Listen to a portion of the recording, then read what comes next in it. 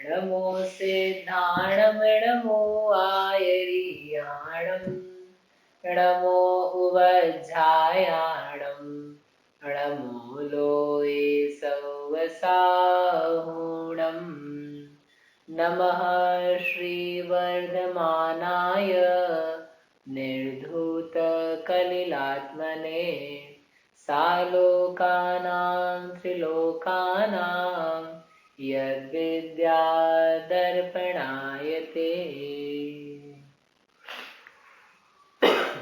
ये परम मांगलिक ग्रंथ श्री रत्नकरण जी शावकाचार्य है। इसके रचयिता आचार्य भगवान श्री समंत भद्र स्वामी हैं।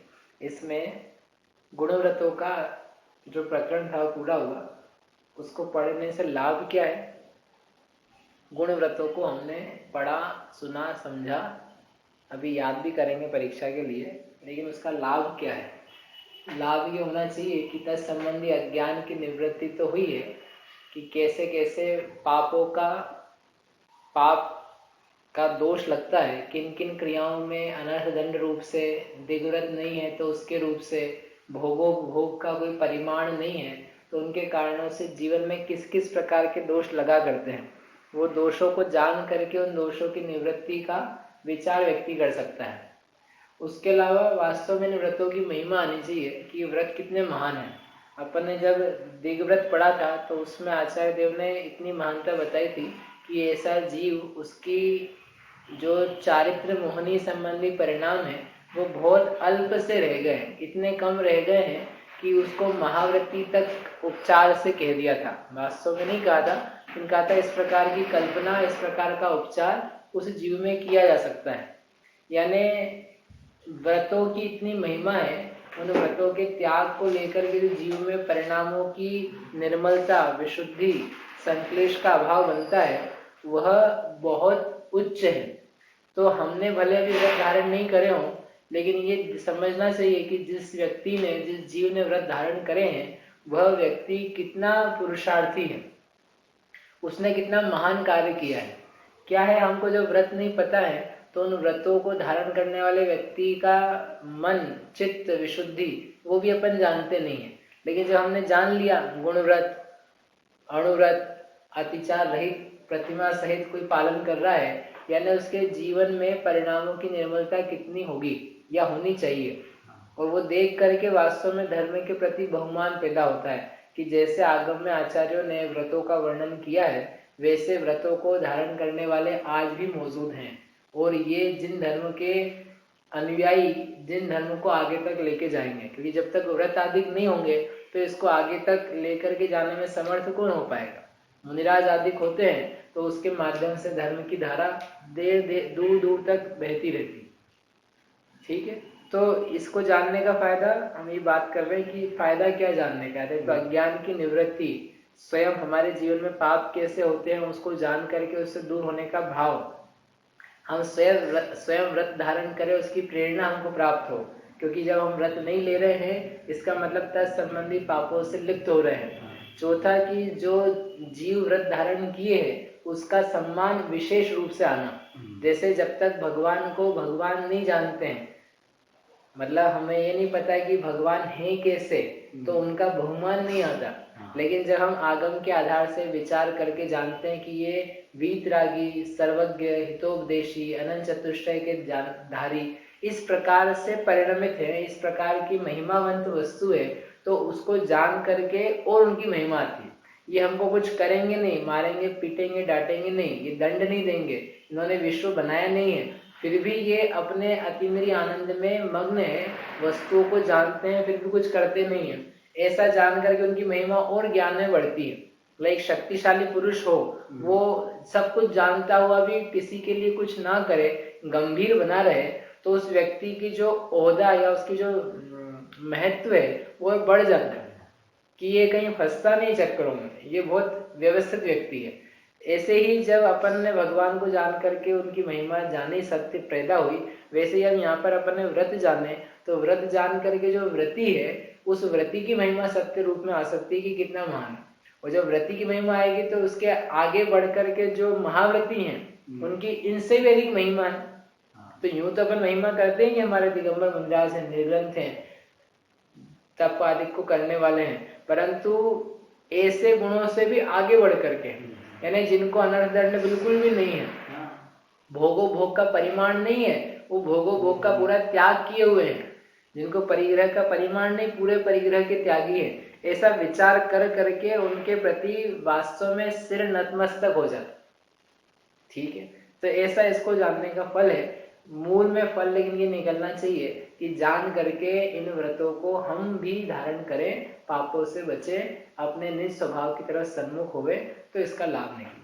अब अपन यहाँ से चालू करते हैं। जो पहले उन्होंने कहे थे ना कि गृहस्थ के लिए 12 प्रकार के व्रत होते हैं, उनमें से 5 अणुव्रत थे, 3 गुणव्रत हैं और 4 शिक्षा व्रत है। तो अब शिक्षा व्रतों का प्रकरण चालू होता है। उसके लिए श्लोक कहते हैं पहला, उसमें शिक्षा व्रतों के नाम है। यहाँ लिखा है, मैं बोलता हूँ दोहराना। देशावकाशिकं वा सामायिकं प्रोषधोपवासो वा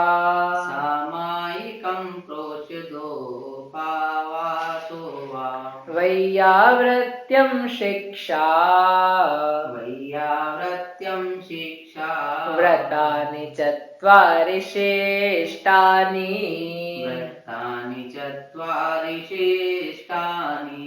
देशावकाशिकं वा सामायिकं प्रोषधोपवासो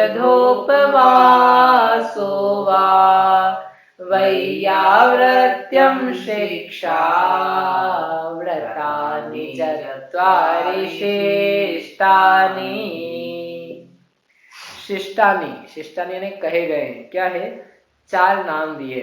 देशावकाशिकम, पहला व्रत का नाम है देशावकाशिक। देश प्लस अवकाश, देशावकाश और उससे संबंध रखने वाला देशावकाशिक। दूसरे व्रत का नाम है सामायिक। तीसरे व्रत का नाम है प्रोषधोपवास। चौथे व्रत का नाम है वैयावृत्य। ये चत्वारी यानी 4 शिक्षा व्रतानि, शिक्षा व्रत। शिष्टानि यानी कहे गए हैं।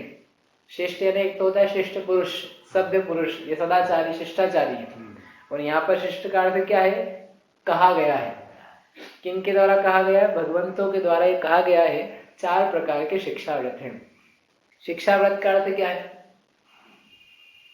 शिक्षा व्रत का अर्थ है जो शिक्षा दे। नाम ही शिक्षा व्रत है उसका। जो शिक्षा दे उसे शिक्षा व्रत कहते हैं। काय बात की शिक्षा भैया? शिक्षा तो हर चीज ही दे रही है। टीवी देखते तो शिक्षा मिलती कि नहीं? मिलती है ना, तो वो भी शिक्षा व्रत है। टीवी देखना शिक्षा व्रत है। बच्चा स्कूल में पढ़ने जाता तो शिक्षा मिलती है, तो वो भी शिक्षा व्रत है। CS करे शिक्षा व्रत है। नहीं, हर किसी बात की शिक्षा की बात नहीं कर रहे। हम तो सम्यक चारित्र के प्रकरण को लेके बैठे हैं, क्योंकि सम्यक चारित्र का यहाँ पर वर्णन करना है। सम्यक चारित्र की जो शिक्षा दे, तो सम्यक चारित्र तो जीव को प्राप्त हो गया ना, अणुव्रत ले लिए, गुणव्रत आ गए, कि इसके आगे भी सम्यक चारित्र है। इसके आगे क्या सम्यक चारित्र है? सकल व्रत है, महाव्रत है, मुनि अवस्था है। उन मुनि अवस्था संबंधी व्रतों की जो शिक्षा देवे उसका नाम है शिक्षा व्रत। प्रकरण के अनुसार अर्थ निकालना, बिना प्रकरण की कुछ भी अर्थ निकालेंगे तो कहीं का कहीं अपन हर किसी को शिक्षा व्रत कह देंगे। आप कहीं गए शादी विवाह में, वहां पर भोजन बनाना सीख गया है तो शिक्षा लिया, वे शिक्षा व्रत हो गया हमारा। और हर शादी में जाके हम शिक्षा लेके आते हैं। काहे की शिक्षा लेके आते हैं? कपड़े अच्छे कैसे पहनना, जूते सूट बराबर टिप टॉप कैसे रहना, लोगों से क्या बातें करना, तो इस बात की शिक्षा लेके आते हैं हर शादी विवाह में। और क्या करते हैं? राग द्वेष को सीख करके आने के अलावा कोई वीत रागता तो लेकर के नहीं आए होंगे, वही राग द्वेष की बातें हैं। तो वो भी शिक्षा कि वो काम की नहीं है ना, वो व्रत है। व्रत यानी जो जीव को अच्छे स्थान में रखे। जो जीव वैसे बिना नियम के कर रहा है पाप के कार्य, उसमें व्रत की नाम नहीं पड़ता, वो तो पाप रूप कार्य है। व्रत यानी कुछ शुभ वस्तु, कुछ प्रशस्त आचरण जिसके द्वारा जीव का भला होवे। तो भला तो तब होगा जब पाप रूप बातें छोड़ करके धर्म मार्ग में आकर के जो व्रत हैं उनको अंगीकार करता हुआ निज आत्मा को जाने। ठीक है, तो ये शिक्षा व्रत यानी जो मुनि बनने की शिक्षा देवे उसे शिक्षा व्रत कहते हैं। जिसके द्वारा शावक को मुनि अवस्था की तरफ रुझान और बढ़ता जाए, वो बढ़ती हुई अवस्था में वो अपने आप को तैयार करे। It's a preparation. जैसे अपना शिविर है, तो शिविर के लिए अपन ने मटेरियल लिया, आप ये पढ़ करके आओ, तो आपको क्या होगा, उस शिविर की तैयारी होगी। जो शिविर लगाने वाले वो शिविर संबंधी दूसरी तैयारी कर रहे, अन्य जो दूसरे सहयोगी है वो अन्य प्रकार से कर रहे। तो वो क्या चीज है, वो तैयार कर रही है, शिविर को तैयार कर रही है। ऐसे ये शावक है, ये शावक अपने जीवन में निर्ग्रंथता चाहता है। कौन शावक निर्ग्रंथता चाहता है? कोई तो चाहता नहीं। तो आगम में लिखा कि वह शावक ही नहीं है जिसको निर्ग्रंथता की भावना नहीं है। कोई अणुव्रत ले और उसको बोलो कि भाई महाव्रत अपन नहीं लेंगे इस काल में, इस जीवन में। तो क्या हो सकते हैं, अणुव्रत हो सकते हैं, इससे अधिक नहीं हो सकते। अपन तो अणुव्रत ले लिए भैया, बस बहुत हो गया, इससे ज्यादा नहीं। तो आचार्य कहते हैं कि इस व्यक्ति के अणुव्रत भी नहीं है, क्योंकि अणुव्रत यानी संयम का प्रतीक, और संयम तो पूर्ण संयम के लिए लिया जाता है। ये देशावकाशिक व्रत लिए थे इन्होंने, देश व्रत अणुव्रत लिए थे, ये तो इसलिए थे कि अभी पूरे ले नहीं पा रहे थे, लेकिन इसको भावना तो पूरे की है कि पूरा लेना ही भला है। वह सुखद दिन कब आए जब मैं उसको धारण कर लूं, कदाचित धारण ना कर पाए, लेकिन कम से कम इसकी भावना बनी रहनी चाहिए। और इसके जो वचन निकल रहे हैं कि भैया ये अणुव्रत ले लिए, यही बहुत है, अब हम इससे आगे तो हमसे बनने की नहीं, अपने बस की नहीं है। यदि ऐसे शब्द निकल रहे हैं, इसका मतलब उस पूर्ण संयम के प्रति, मुनि अवस्था के प्रति बहुमान आदर नहीं है, वो वस्तु नहीं चाहता है।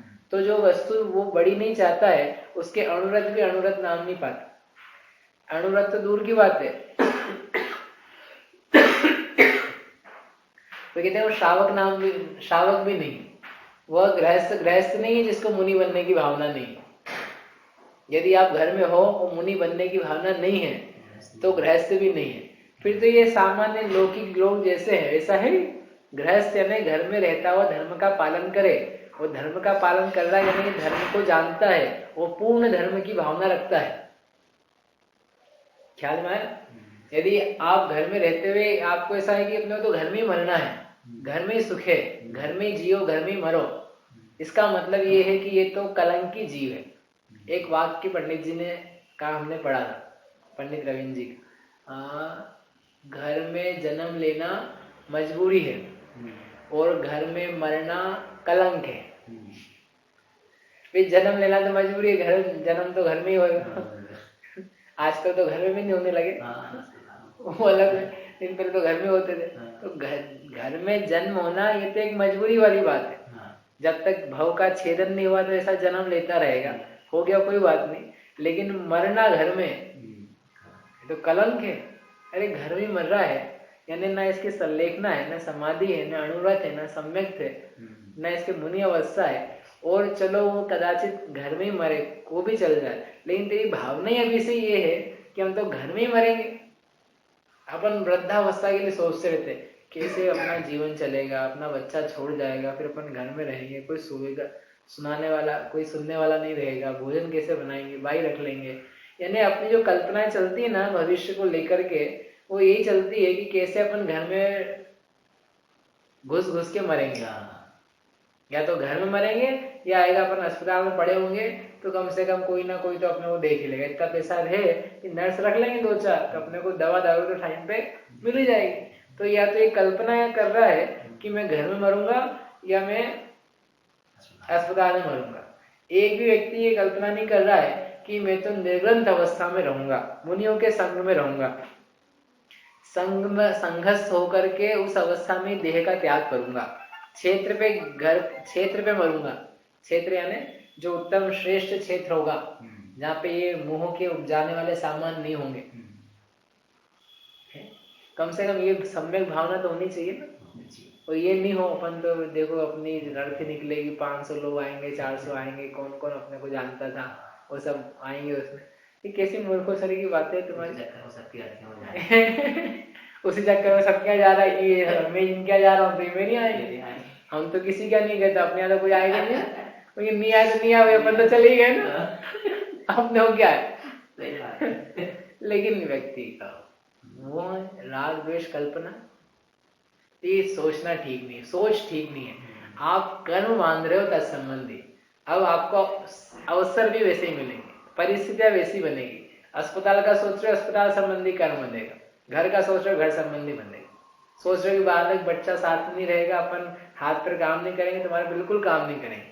सोच रहे हो ना, आप खुद ही सोच रहे हो, आपकी भावना भी, भावना होगी तो कर्म तो बोल रहा है। आप मांगते हो, हम दे देंगे आपको। इसलिए फोकट की बातें नहीं सोचा करो, सोचना हो तो अच्छा सोचो। अपन मुनि अवस्था में, निर्ग्रंथ अवस्था में, सम्यक्त अवस्था में, व्रत सहित अवस्था में ऐसे जाएंगे संग में, साथ में। कौन नहीं होगा अपने पास में अंत समय में? जिसको होना हो, मेरी आत्मा मेरे साथ रहेगी, समीचीन भावना धारण करो। मैं अपने साथ रहूंगा, मेरा ज्ञान काम करेगा, ज्ञान भोजन हम करेंगे।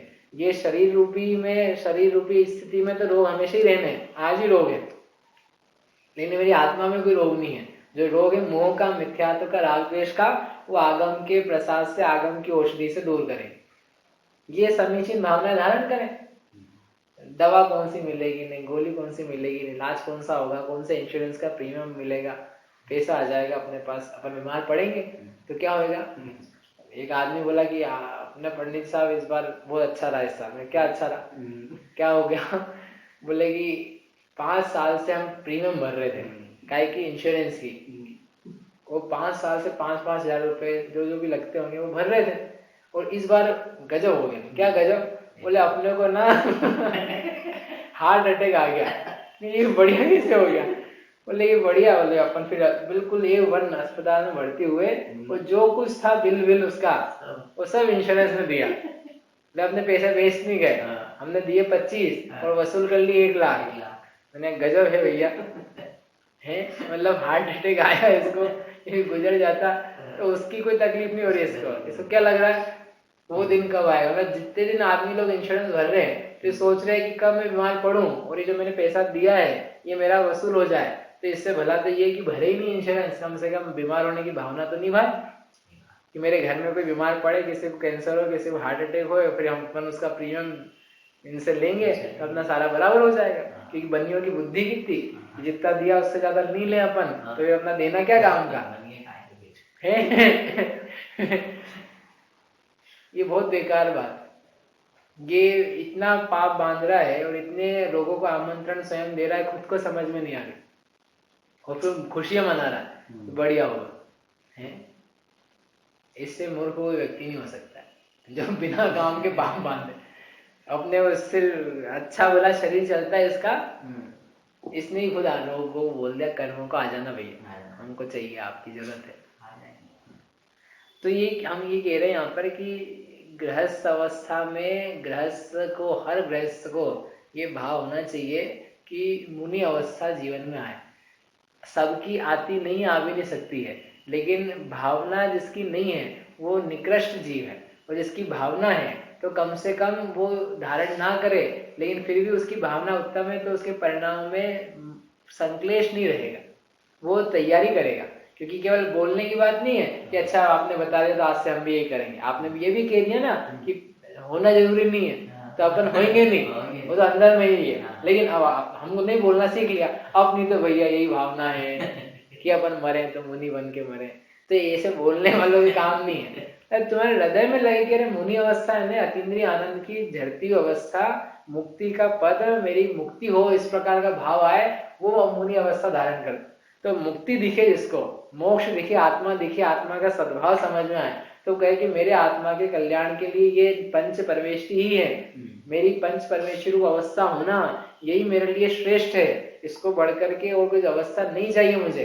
ये मजबूरी में शरीर रखा हुआ है, कोई राग द्वेष छूट नहीं रहे, इसलिए घर में बने हुए हैं, लेकिन हम चाहते नहीं है, हमारे भाव नहीं है। जैसे औषधि व्यक्ति खाता है लेकिन उसको खाने का अंतरंग से प्रेम नहीं है, वो चाहता है छूट जाए, लेकिन क्या करें, रोग ऐसा बना है, खानी पड़े। तो ऐसे सत्य भावना हृदय से जिसके होना, उसके फिर श्रावकपना बनता है। तो अपन अपने आप को टटोलो, देखो, समझो कि मेरी भावनाएं कहाँ हैं। मेरी भावनाएं बाल बच्चों के विवाह शादी और उनके नाती पोते देखने की तरफ है कि ये है कि ये इनका जाने, अपन अपना काम करेंगे, अपन अपना जीवन सुधारेंगे, परिणाम सुधारेंगे, संघ में रहेंगे, संघ में जाकर के बसेंगे, संघ छोड़ करके संघ में रहेंगे। संघ यानी परिग्रह, परिग्रह रूपी संघ छोड़ करके चतुर्विध संघ में रहेंगे। जहां हमारी आत्मा का संग हो जाएगा, ठीक है, तो बनेगा शिक्षाव्रत।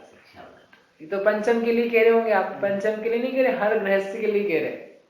जो चौथा गुण स्थान वाला है उसको भी मुनि की भावना हो तो वो गृहस्थ, पहला वाला हो वो मुनि ना हो लेकिन मुनि की भावना हो तो वो सम्यक प्राप्ति के नजदीक होगा।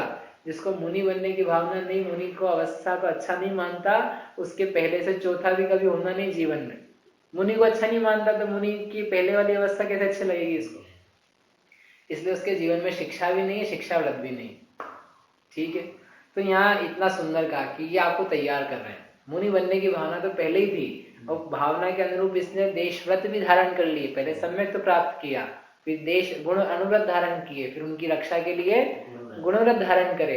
अब इतने में संतुष्ट नहीं होगा कि ये आगे में बढ़ता रहूं, उसके लिए आगे की अवस्थाएं कैसी आने वाली है उसको थोड़ा थोड़ा अब ये पहले से अपना रहा है, पहले से अपना जीवन वैसा बना रहा है। तो उस प्रकार के ये शिक्षा व्रत, इसलिए इनको बोलते हैं शिक्षा व्रत, मुनि जीवन की शिक्षा देने वाले व्रत। क्या नाम है इनके? देशावकाशिक, दूसरा सामयिक, प्रोषदोपा, स्वयवृत्ति। क्या क्या अर्थ है इनके अपन आगे से पढ़ते हैं। दूसरे नंबर पे इसे आगे आचार्य चालू कर रहे। पहला देशावकाशिक व्रत का लक्षण मैं पढ़ता हूं, मैंने लिखा नहीं है। देशावकाशिकं स्यात् काल परिच्छेदनेन देशस्य प्रत्यहमणुव्रतानां प्रतिसंहारो विशालस्य। अणुव्रतानाम, अणुव्रतानाम यानी अणुव्रतधारियों के, यानी अणुव्रत के धारक श्रावकों का प्रत्यहम, प्रत्यहम यानी प्रतिदिन, जो पहला शब्द दिया दूसरी लाइन में, प्रत्यहम, प्रति अहम, अहर्निश समझते ना, अहर्निश बोलते हैं।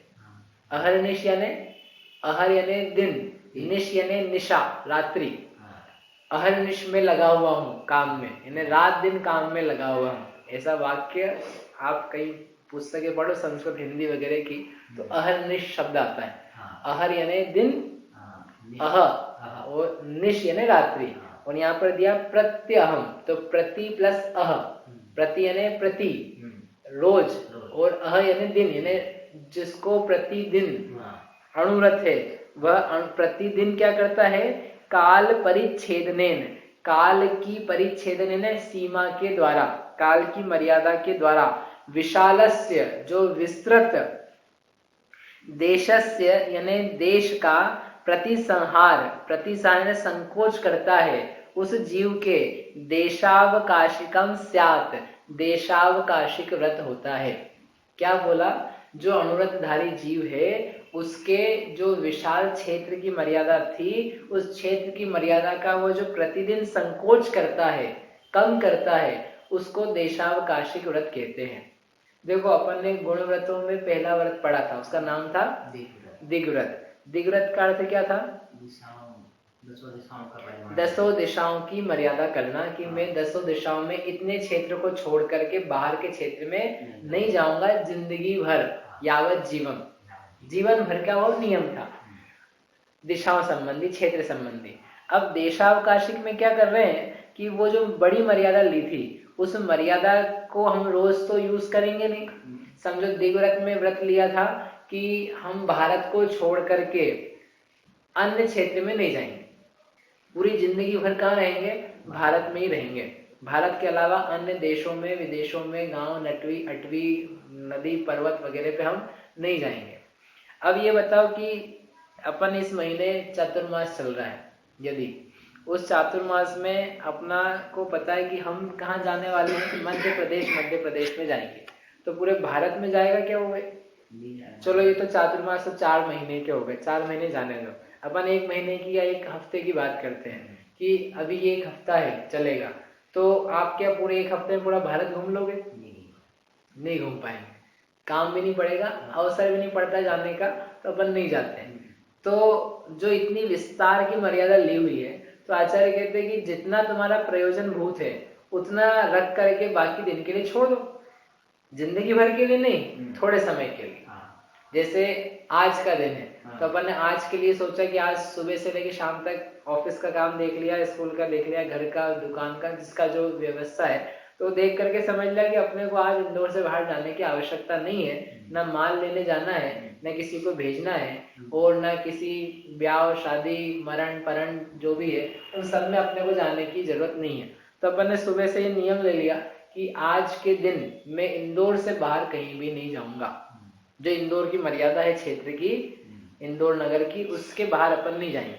क्यों नहीं जाएंगे? काम ही नहीं हमको, और नहीं जाएंगे तो तत्संबंधी वहां से कुछ मंगाना, यहाँ से वहां कुछ भेजना, या वहां पर कोई व्यापार आने वाला हो, कोई मंत्री आने वाला हो, कोई लाभ होने वाला हो, कहीं बैंक खाली हो जहाँ पे अपन नोट जमा जल्दी कर सकते हो, ऐसी जगह कुछ भी आ जाए हम नहीं जाएंगे, हमको काम नहीं है। तो वो व्यक्ति मर्यादा कर लेता है कि मैं आज के दिन इतनी जाऊंगा, इससे आगे नहीं जाऊंगा। तो जो उसकी विशाल मर्यादा थी उसको उसने संकोच लिया, लेकिन ये दिन के लिए किया। अगले दिन वो इंदौर से बाहर जाना चाहे तो नियम नहीं लिया तो जा सकता है। तो वो जो विशाल क्षेत्र की मर्यादा करी थी दिग्व्रत में, उस दिग्व्रत की मर्यादा को दिन के हिसाब से, महीने के हिसाब से, साल के हिसाब से और संकुचित करना, उसका नाम है देशावकाशिक व्रत। क्या फायदा होगा इसको करने से? क्यों करना है ऐसा? देशावकाशिक व्रत करेंगे अपन ने, कर तो लिया दिग्व्रत, दिग्व्रत के बाद में अनर्थ दंड भी कर लिया कि जितने क्षेत्र में निष्प्रयोजन पाप नहीं करेंगे। फिर भोगो भोग का परिमाण भी कर लिया कि ठीक है जो काम के थे उसमें और कम कर लेंगे। अभी आप नया और लिया है देशावकाशिक है, ये गाय के लिए लिया है, इसका क्या लाभ है? ये क्यों लेंगे कि भाई तुम ये बताओ कि तुमने जो दिग्व्रत लिया था वो क्यों लिया था? दिग्व्रत का कारण क्या था? दिग्व्रत धारण किया था तो दिग्व्रत क्यों लिया था? नहीं जा क्यों नहीं सकते? अपन अमेरिका नहीं जा सकते हैं? अमेरिका जा सकते हैं, ऑस्ट्रेलिया जा सकते हैं, चीन, भूटान, लंदन, नहीं जाना आने नहीं है, जा सकते पड़ रहा अपना उसको फालतू, उसको जाने आने मतलब भी भाव बना रखा जाने का। तो भाव बना रखा है हमने, और उसके संबंध से लेकर के कुछ राग द्वेष भी बना हुआ है। अथवा एक ओपन है कि हम वहां भी जा सकते हैं, वहां भी व्यापार करेंगे। तो लाभ, जो लोभ है, लोभ का परिणाम बना हुआ है, उस लोभ के परिणाम को संकोचित करने के लिए हमने दिग्व्रत लिया था। वहां क्षेत्र के संबंध से जो सूक्ष्म भी पाप हो सकते थे या हमारे मन में चल सकते थे, उन पापों की निवृत्ति के लिए हमने वो व्रत लिया था। सूत्र में दिया था ना पहले, सूक्ष्म पाप विनिवृत्त्यै, सूक्ष्म पापों की विनिवृत्ति के लिए दिग्व्रत को यह जीव धारण करता है। जब पापों की निवृत्ति, सूक्ष्म पापों की निवृत्ति के लिए लिया था, तो वैसे के वैसे ही अब तुम ये देखो कि तुमने जितना मर्यादा में क्षेत्र बांधा है तो ऑब्वियसली बड़ा ही बांधा होगा। वो बांधा होगा जो तुम अभी 10 साल में नहीं जाओगे, लेकिन कभी जाना पड़ सकता है। दूर दूर तुम्हारी रिश्तेदारी हो सकती है, कहीं किसी का बेटी का ब्याह हो सकता है तो वहां जाना पड़ सकता है, आना हो सकता है। तो तुमने थोड़ा सोच विचार के लिया होगा, वो सोच विचार के उसकी मर्यादा बड़ी बांधी होगी। वो क्षेत्र जो तुमने बांधे हैं वो, उसमें तुम्हारा जाना बरसों तक संभव ना होगा, नहीं जाओगे उन क्षेत्रों में। तो तुम ऐसा क्यों नहीं करते कि जैसे दिग्व्रत में जो तुमने मर्यादा ली थी वह पापों से बचने के लिए ली थी, अब इस देशावकाशिक व्रत में रोज के हिसाब से, महीने के हिसाब से ये देख लो, एनालाइज कर लो कि इस महीने में, इस साल में, इस पक्ष में अपने को कितना काम की बातें हैं जहां जाना पड़ेगा, अन्यत्र जानने का त्याग कर दो। तो तत्संबंधी जो तुम्हारे मन में परिणाम उठ रहे हैं, लोभ संबंधी, आने जाने संबंधी, भोग संबंधी, पाप संबंधी, व्यापार संबंधी, उन सब विकल्पों का विराम हो जाएगा। अभी तो क्या है, समझो व्रत जिसने ले रखा है दिग्व्रत, लेकिन देशावकाशिक नहीं, तो उसको बोलो अभी अपने गुजरात चलना है, जिसने भारत की मर्यादा बांधी है, लो गुजरात चले जाएंगे। हिमाचल प्रदेश जाना है, हिमाचल प्रदेश चले जाएंगे। बम्बई जाना है, बम्बई सही, अंडमान निकोबार, मतलब जहां जाना हो वो वहां जाने के लिए तत्पर है, कहीं भी वो जा सकता है। तो उसका जो विकल्प है चित्त का व्यापार, वो बड़ा फैला हुआ है। लेकिन एक व्यापार को अपन ने इतना बांध दिया कि हम तो मध्य प्रदेश के बाहर इस महीने नहीं जाएंगे, तो अब उसके जाने की मर्यादा, गुजरात चलो, क्या करेंगे जाकर के? हमें काम ही नहीं है।